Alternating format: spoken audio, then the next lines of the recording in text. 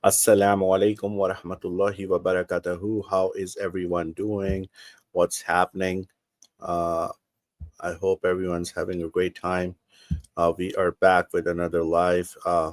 Prompt is on, asking Christians to come and defend Christianity if they can, prove Trinity from the Bible, and that would be a good beginning for stuff. And we'll see how things shape up from there. Hopefully, everyone's gonna have a good time. We're gonna have some fun, learn probably something new.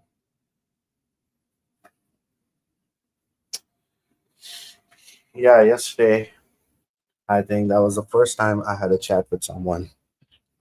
There were no previous contacts of me with that guy on TikTok or other platforms where I visit with a different uh what do you call it? Moniker, so to speak. So yeah, link is gonna be in the description if someone wants to join.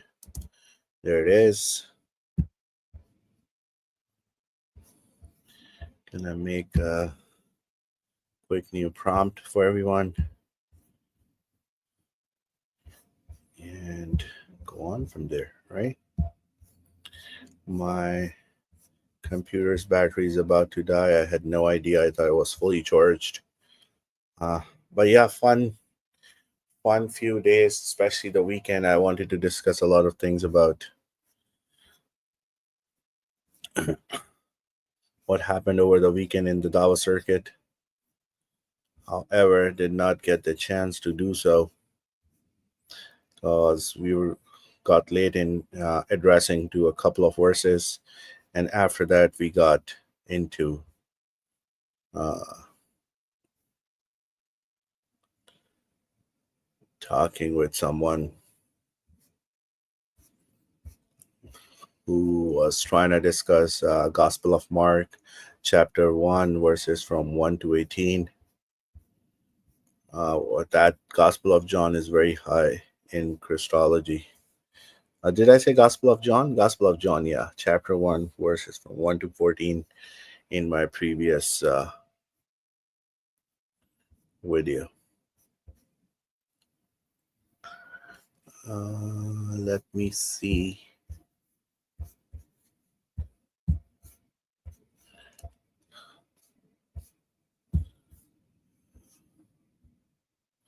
So let's do.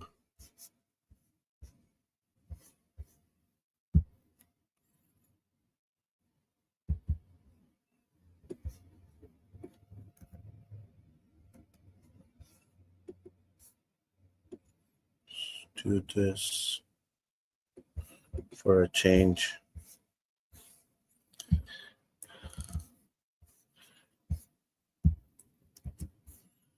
And just about to be ready. Let's crop it, put it up, and let's go.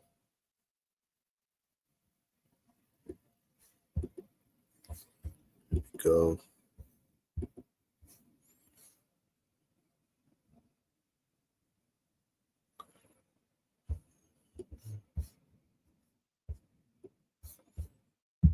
Okay. Let's put the image file 4 minutes into the stream. So far, so good.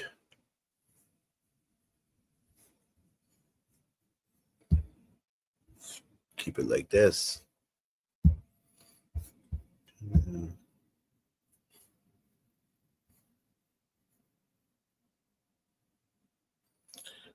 Feel like reacting to another one of Alex's video.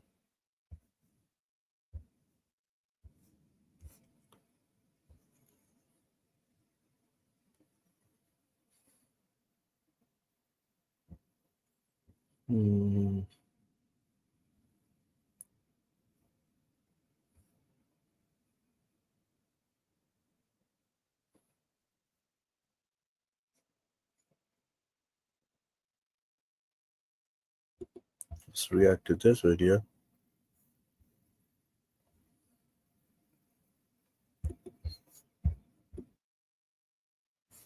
Nice, informative guy.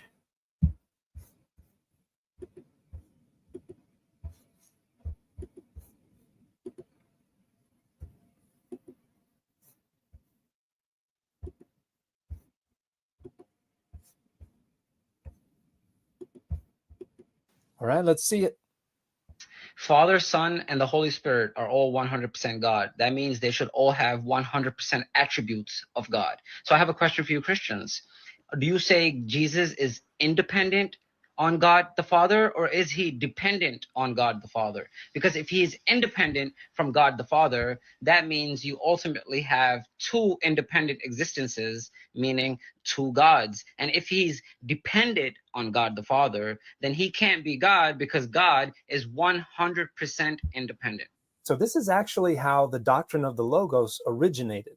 It is a borrowing from a kind of Stoic middle Platonic idea of God's mediation with the material world, because in those Greek philosophical schools, the divine was entirely separate from and could not interact with the material world. And so the idea developed within Stoicism and then was picked up within Middle Platonism, that it was God's rationality that was expressed, that was the means of interaction with the material world. There were two different concepts of the Logos, which could mean rationality, it could mean reason, it could mean word, it could mean a lot of different things, which is why a lot of people today prefer to just transliterate it rather than translate it. But there was the concept of the Logos endiathetos and the Logos prophorikos. And the Logos endiathetos was the innate Logos. This was God's thinking, rationality inside God's own mind. And then once it was expressed in speech, it was the express Logos, the Logos. Sorry, guys, I had to do this a few times. Otherwise, you're slapped with a copyright strike. Now, this Muslim raised a good point to some Christian person who was reacting to this video, and who was gonna bring up a reply as to what happens when the Christianity, when in Christianity, the what do you call it? Sorry, when in Christianity, if God is dependent on the other God, and if the God is not dependent on the other gods, he's independent, then you have two gods: Jesus, independent God, and God the Father, independent God. So all of those things, they raise big questions for Christianity. And in my previous lives, I have asked Christians and promoted actually that they go ahead and look up for the best explanations for Trinity from the church fathers or Christian scholars, whoever it is, right? 11th century, 12th century, 5th century, 4th century, 3rd century. And all of these things are basically contradictions, so they cannot be reconciled with each other. And those concepts of God, we see, like, this weekend was crazy. Everyone tried to explain Trinity and nobody could. And they were all falling into a heresy because they have made it so complex that people are not even understanding what they're believing. And they're basically Christian heretics roaming around thinking they're Christian and thinking that, for example, the first analogy is of the egg, where uh, the, the shell is part of egg, the yolk is part of egg, and egg white is part of egg. So that falls into partialism. And then you have someone taking different roles, where a person can be uh, an employee where he works, a person can be a husband at home, a person can be a friend to other person, a person can be multiple other things. And that's basically another heresy. Moving on to Arianism, that's another heresy. There is Nestorianism, where they separate the roles of Jesus. So all of these things, they do not align with what Nicene Trinity is, and what Church used to label and call out on people and label them heretics and basically just burn them or kill them.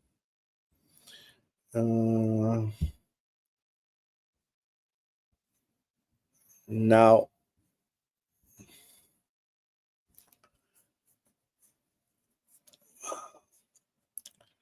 just give me a second.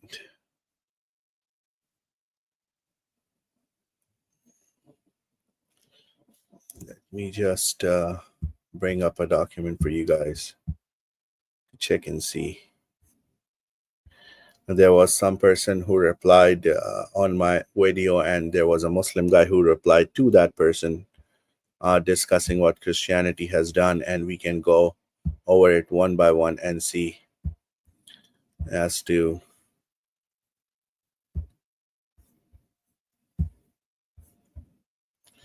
so I hope you guys can see this.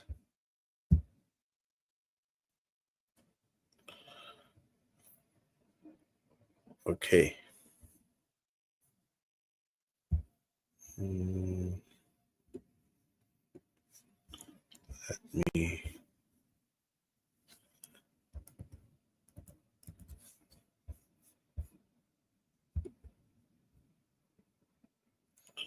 just bring this up and read it together, right? So William Tyndale, the person who translated the Bible in 14th or 15th century. So let me look this up.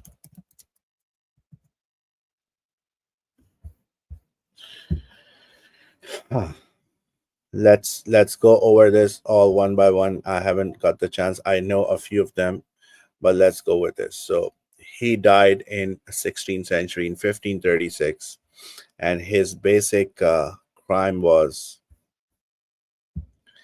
that he was charged with a heresy, beliefs or theories that went against established belief and customs of the church. That's number one, guys. Number two, 1632, Galileo and church. There was a conflict between them, Galileo and church. 1608, I think this guy started with this. This happened in 1536, but I don't know, somehow it was posted there anyways. So in 1608, Pilgrim Fathers sailed from Boston to seek religious freedom in Holland. 1585, persecutions and martyrs, Catholics versus Protestants. 1572, massacre in Paris of French Protestants. 1567, Duke Alba kills the heretics in Netherlands. 1555, Protestant martyrs. 1546, David Beaton, the Archbishop of St. Andrews, burns a leading Protestant, George Wishart. 1545, 3,000 Waldenses are massacred as heretics in the village of Provence.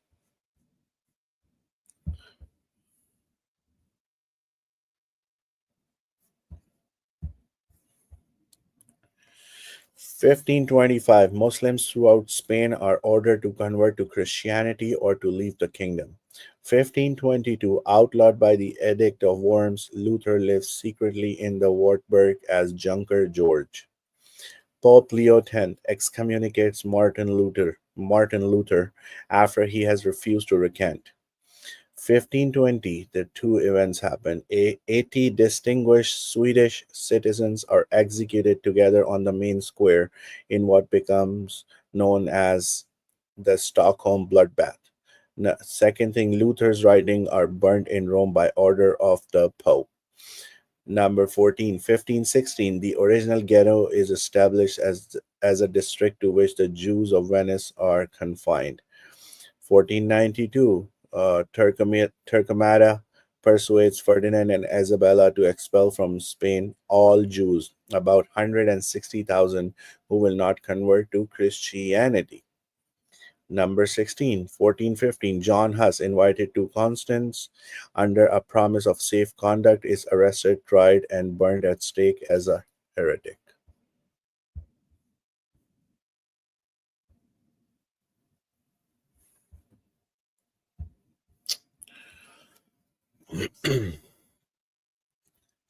'48, massacres of Jews. 1310, 54 Knights Templars are burnt at the stake during the campaign of the French king to destroy the order. 1290, the Jews in England are driven out of the country, soon to be followed by those in France. 1244, the siege of Cahors, stronghold of Montsegur, ends when 200 heretics are herded into a wooden stockade and are burned. 1233, George IX sends Dominican friars to root out the remains of the Catharist heresy in France, thus launching the Inquisition. 1208, the heresy. 1182, resentment of Western merchants results in the massacre of Roman Catholics by fellow Christians in Constantinople.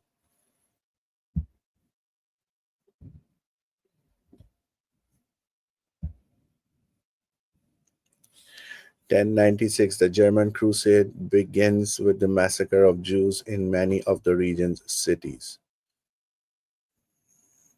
I think he's talking about Quran here.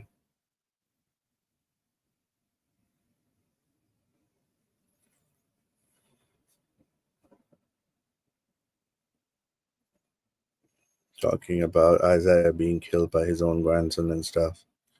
Monasteries destroyed in China, 250,000 monks and nuns forced into secular life, events like this in Jewish history, Neolithic era, and whatnot.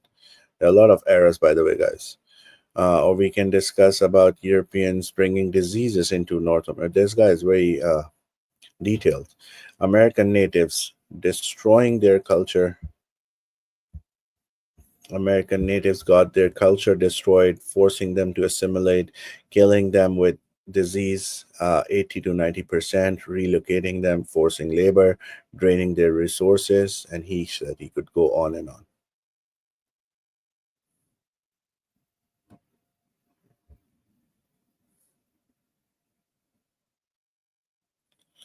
Okay, not polite. But anyways, so this is what wanted to bring up and discuss, and a lot of these options can be presented and talked about, which would find its way into mainstream media, but somehow they're never brought up because not cool to talk about it, right? They only talk about Muslims doing stuff. Hmm.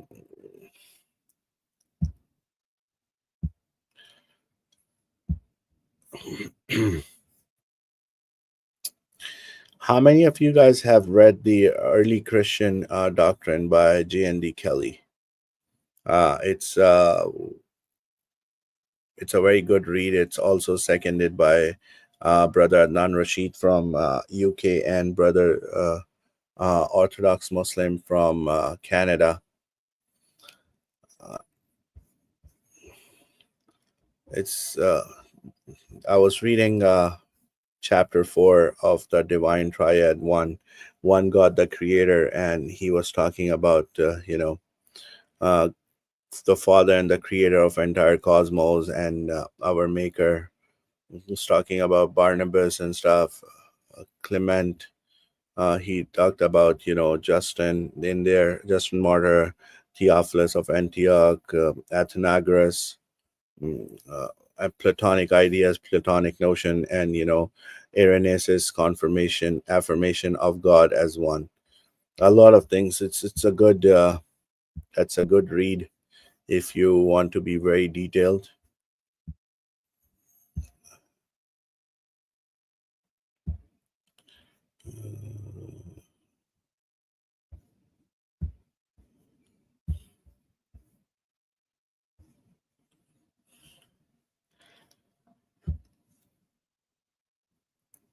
Yeah, someone asked me on Instagram about Psalms 22, guys. So let's look into Psalms 22 and see how we can help them. I think I have a video which is not private but public on YouTube. I'm yet to make a lot of Dawa videos public, but I'm gonna do all of them in one go. I have the posts of the Dawa videos on my YouTube, but I still have not made the videos public. And the way I'm shaping and recording those videos is that I'm basically addressing 5 to 15 arguments relating to that topic and answering them and putting them to bed. They have been put to bed before, but sometimes people like to hear a new person's perspective, so to speak, in the realm of things where internet is there and then TV was there and stuff like that. So let's go to Psalms 22 and see what's up. Mm,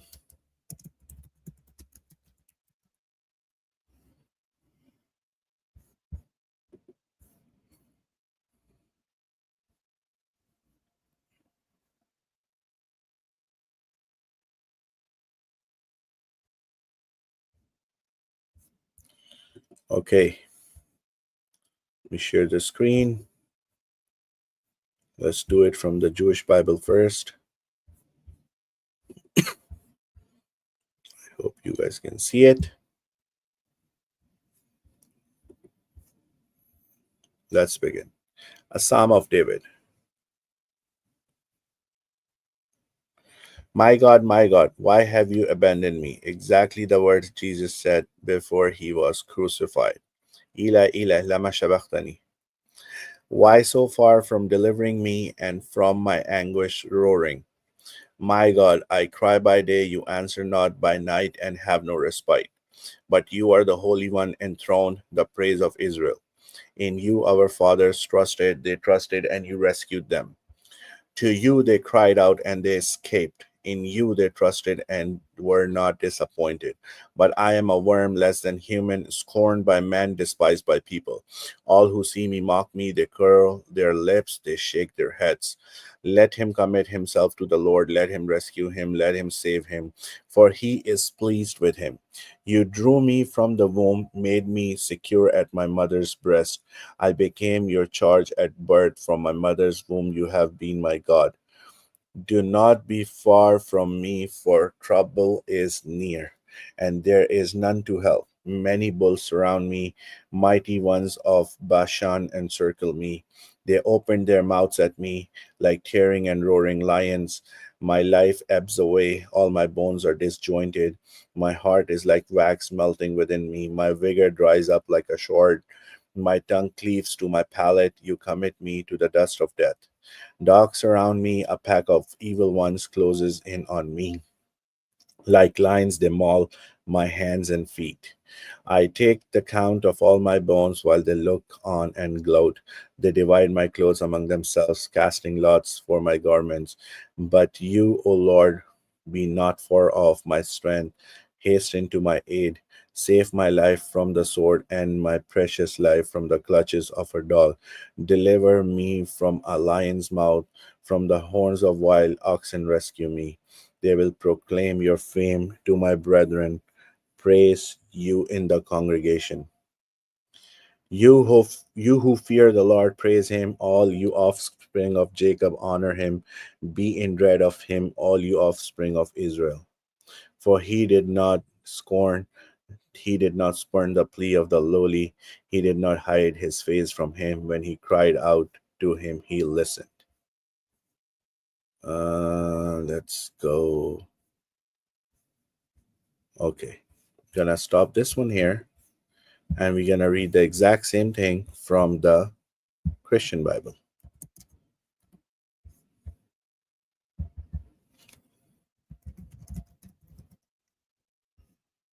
Okay, here we go. This is gonna be fun. I know a lot about it. Not bragging.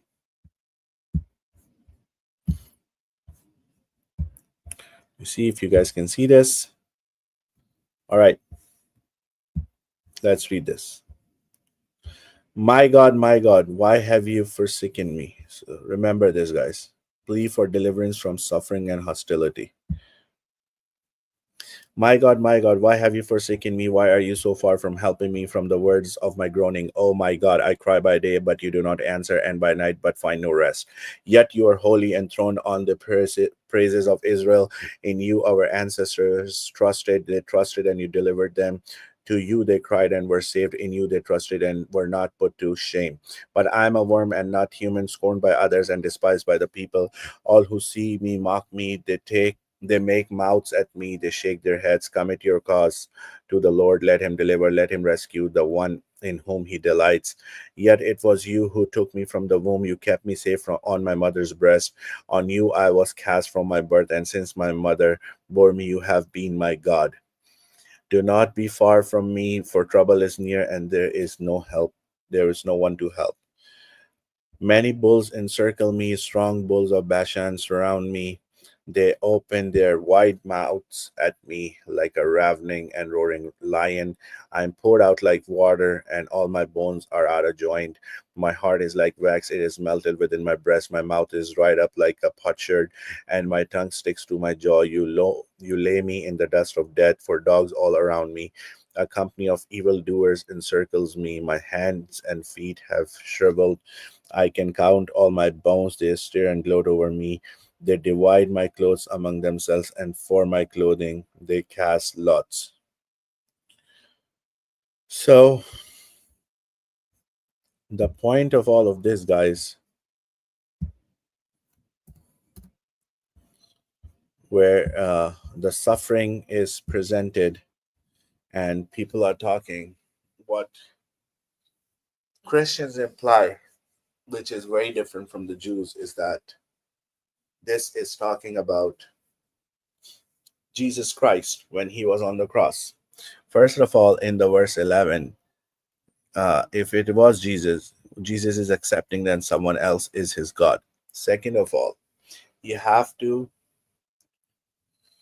understand something, which is, let me just share this.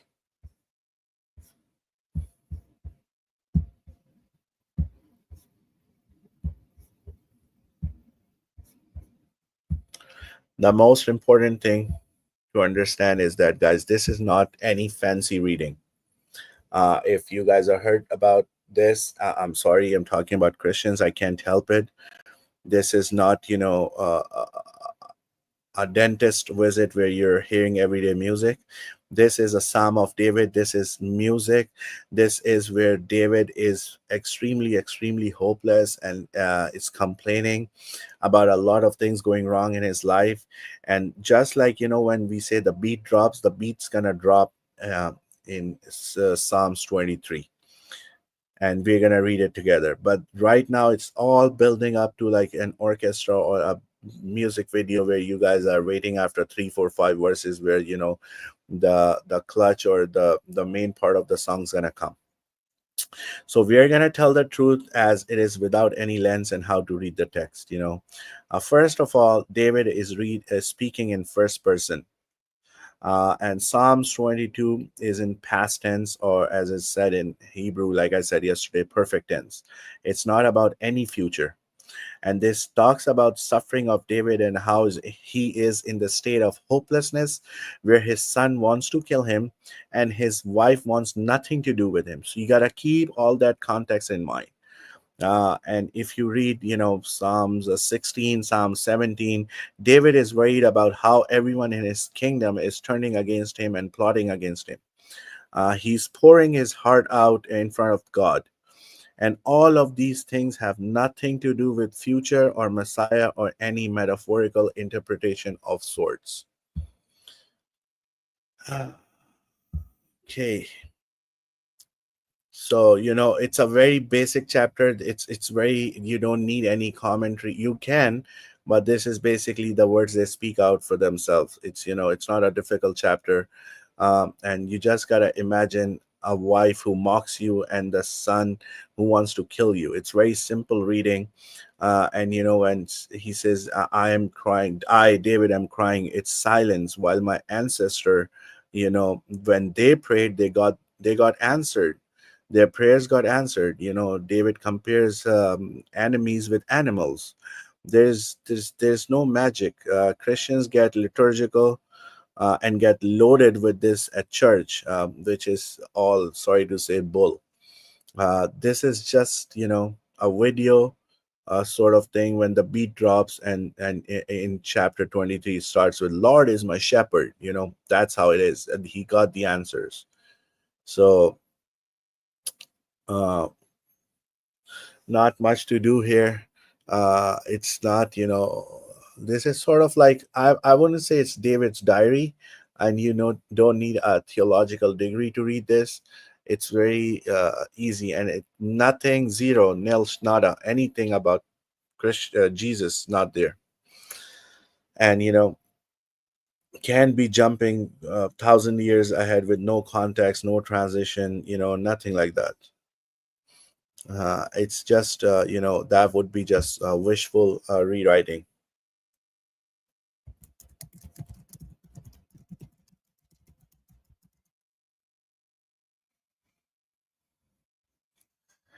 uh,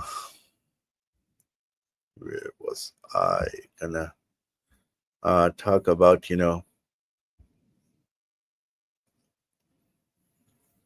yeah, so yeah, I was saying this isn't something which is predicted 1,000 years ahead like this, where the most possible explanation to the cause is that David is in pain. He's in his own pain. He's being hunted by his own son Absalom. His household is broken. Um, His wife, she wants nothing to do with him. The kingdom's turning against him. And this man who once slayed Goliath was now fleeing barefoot, weeping over the Mount of Olives. Cracked cry of a broken king. Uh, that's what it is. And these things, David is surrounded. The theme follows in Psalm 16, 17, 18. You don't gotta stop at Psalm 22. It's the same theme, same voice, same chaos. They have surrounded me, they seek my life, their mouths speak arrogantly. He's being hunted, hated, and harassed. It's basically a survival journal, emotional bruises of a man who's lost trust in his own people. And it's a pouring out, basically. It's no prediction about Jesus, no metaphysical allegory. It's not any code language for the cross. It's a man crying out to his Lord. It's a raw prayer. It's a king with a crown of thorns made from betrayal. That's what David's looking back.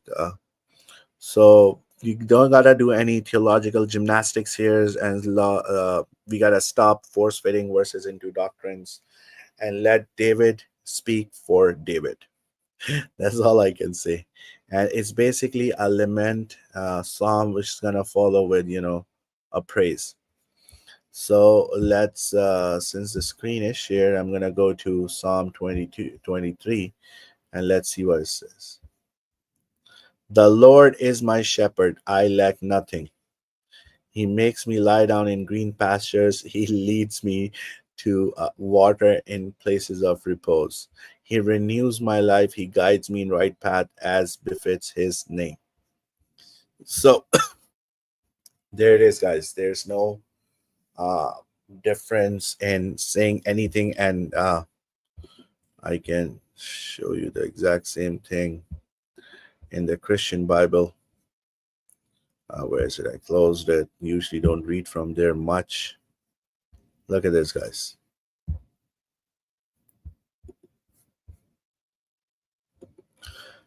The Lord is my shepherd, I shall not want. He makes me lie down in green pastures. He lead me beside still waters. He restores my soul. He leads me in right paths for his name's sake. So this is what it is. And if someone wants to bring in Christianity in it, there's no space, or even they don't even got a shot. But I'm still amazed how a lot of Christian apologists and preachers and deacons are talking about, what about Psalms 22? What about Psalms 110? What about Isaiah 7:14? What about Isaiah 9:7? Stuff like that, all over the place. Hosea is there. You gotta be honest with each other and understand how people who received the scripture uh, thought about it. Uh, let's see what that guy said in his defense. The YouTube guy. So I was going on for a long time. This fellow doesn't understand what the Trinity actually teaches. He set up a straw man. Well, I think he was just pointing out the logical incoherence of the Trinity, which is something that you also acknowledged. So is Jesus dependent on the Father or independent on the Father? The answer is both, but we have to properly understand who Jesus is. So it sounds like we're probably going to be retreating to the hypostatic union, even though the hypostatic union itself is logically incoherent and must retreat to the rhetorical prophylaxis of it's a mystery. If we mean the eternal second person of the Trinity, who has existed for all time, then he is That doesn't even independent make of the sense. Father in the sense not being a dependent creature. The Bible teaches this in Colossians 1 and in John chapter 1, that God is the creator and Jesus is that God. No, neither John 1 nor Colossians 1 identifies Jesus as the creator God. Both of those sets of texts identify Jesus as an instrument of creation in accordance with the doctrine of the logos prophorikos, because they use prepositions like via aftu, through him, or en afto, in him. God is the primary agent of creation. Jesus is a secondary agent or an instrument of creation. If you take seriously what John 1 and Colossians 1. Imagine being able to build a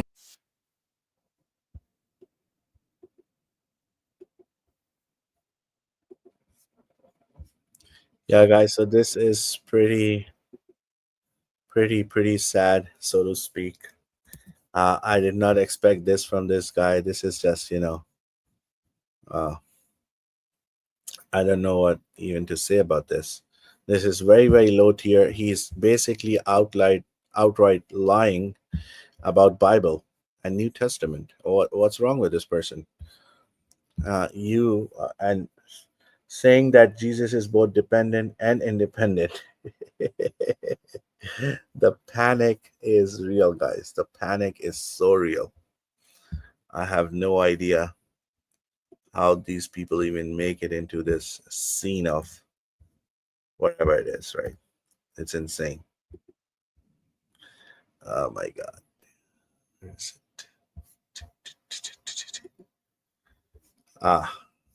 I deleted it. It's no problem. It wasn't worthy. Wasn't worthy of our time, guys. Trust me.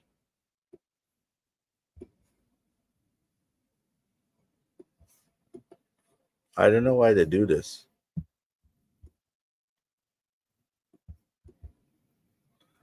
Like, you want to do something like this and pretend everything's hip and dandy. I'm gonna wait. It's gonna bring this up here.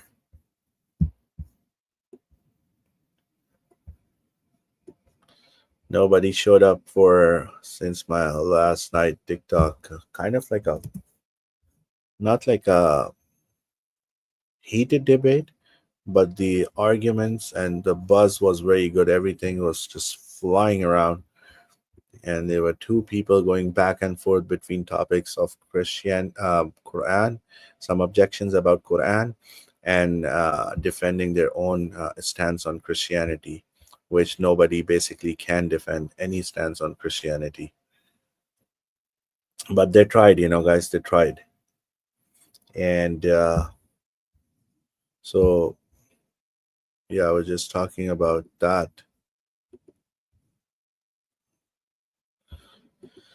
And this is what he was talking about. I have no idea why. But he was talking about Jesus being dependent and independent. Like, what the hell? What the heck does that even mean? Sorry about that language. So yeah, very fruitful day. We cover. I can go on and on about Psalms for like an hour or 90 minutes easy. I'm just gonna close it up. Close up the live for now. I'm tired. It's almost late evening now. So inshallah, yeah, no Christian came up. to discuss anything. I'm gonna continue posting the apostolic fathers because nobody replies to that once they see flat out what early Christians thought and what the belief of the apostolic fathers were, because those are the people which we call in the Muslim and Islam, we call them tabi'in. Basically, they were people who saw the disciples of Jesus. They were people who saw the companions of Jesus, the Sahaba of Jesus. So those will be tabi'in. And how uh, the story was spun, what was the motive, how Satan deceived Paul, all of those things happening in 30, 35 years, 40 years. And then after that, all the gospels were inspired by Paul's letters, because all the gospels were written after Paul's letters.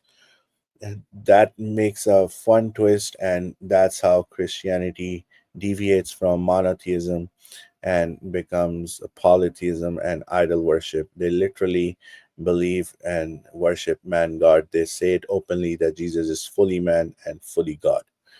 Anyways, we're gonna end this live, inshallah. Oh, sorry, I did not. No, I didn't receive any comments or private chat for now. Just gonna end this here. Inshallah, take good care of yourself. Assalamu alaikum wa rahmatullahi wa barakatuh.